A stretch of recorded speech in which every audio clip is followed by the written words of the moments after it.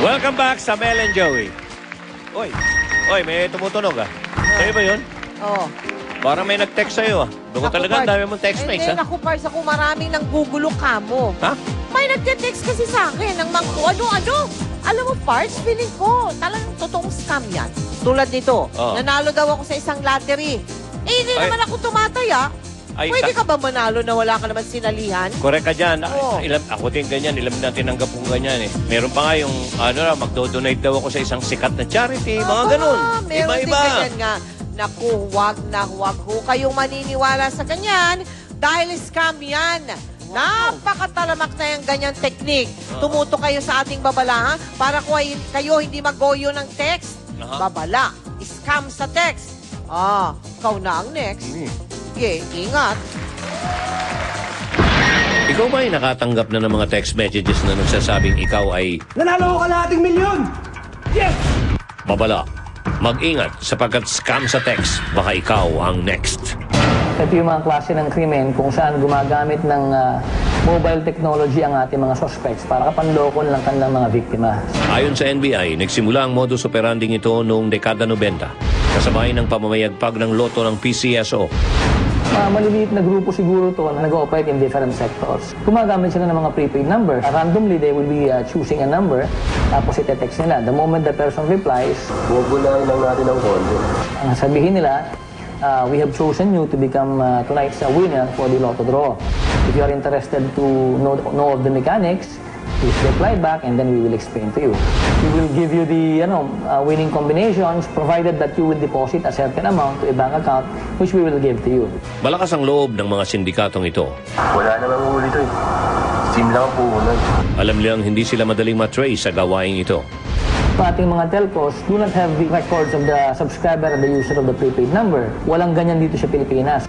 Bukod sa loto, Nagkaroon na ng maraming ng mutation itong modus operandi na to. Ginamit ang PAGCOR, ginamit ang Bangko Sentral ng Pilipinas, ginamit ang DTI, ginamit ang napakaraming agencies. maging ang Kapuso Network ay di nila pinaligtas. Uy, may nag-text sa akin, Kapuso Foundation daw. Humingi ng tulong para sa nasalanta.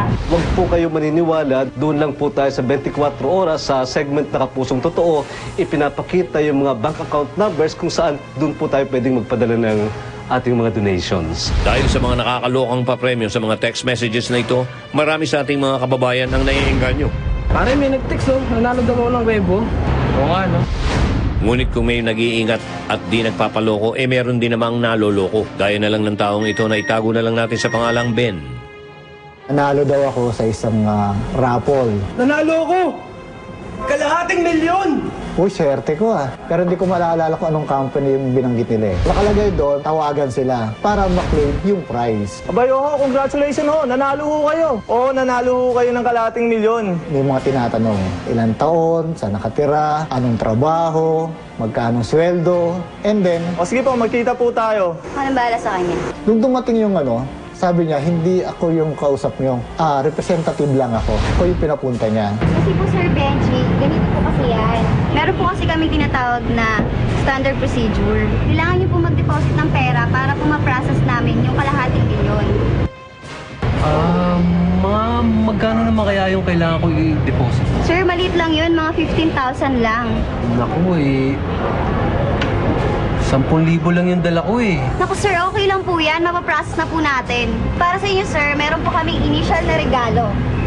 Inigay ko yung pera. Mingi pa nga ako ng resibo. Sabi niya, sir, yung resibo na pagbalik na mensenyo, doon kayo bibigay. Pagdating ko ng bahay, tinignan ko yung stainless na kaldero lang. Oh, okay na. Nasa akin na yung pera.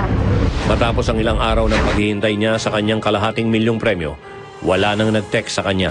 Nung tinawagan ko na, cannot be reached na, alam ko na wala yung pera ko. Nagaganda ko ng malaki, nalayari pa yung pera ko. Kaya kung ikaw ay nabiktima nito o nakakatanggap ng mga ganitong text messages, huwag mag-atubiling ipagbigay alam ito sa mga kinauukulan. Babala, huwag basta-basta maniniwala. Huwag magpapadala sa mga ganitong nakakapambolang mga text messages sapagkat baka ikaw ay may scam sa text. Ikaw ang next. Naku, Pards, alam mo, maging ang GMA Kapuso Foundation, naku, Ako makailang beses na rin na biktima ng ganyang scam. Nariyang nangihingi daw kami ng donasyon, Correct. nariyang nagpapamigay daw kami ng premyo sa raffle. Huwag po kayong maniniwala. Huwag kayong magpapaloko dahil wala pong katotohanan yan. Huwag basta-basta paniniwalaan ng mga text mula sa mga taong hindi nyo kakilala. Yes. Magbabalik po ang Mel and Joey.